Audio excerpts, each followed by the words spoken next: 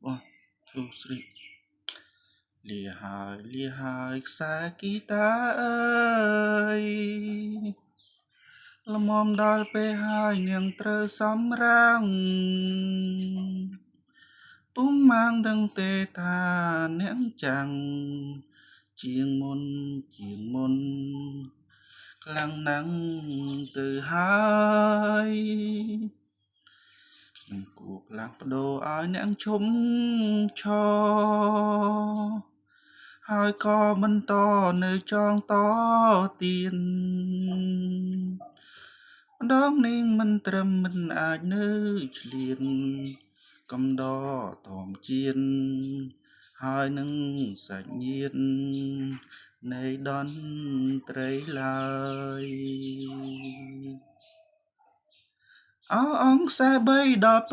6អើយយើងត្រូវបែកគ្នាហើយណាសំឡាញ់អរគុណនាងរាល់គ្នាដែលបំពេញបានចូលបំពេញជីវិតនៃខ្ញុំឲ្យមានន័យលាគ្នាចុងក្រោយកុំឲ្យអន់លាគ្នាចុងក្រោយកុំឡើយអន់ចិត្តសូមនាងអាណិតដល់ជីវិតខ្ញុំគុំត្រូវរស់រយរួចប្រមោផ្ដុំតែឆ្ងាយជំរំ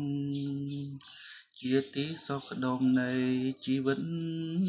យើង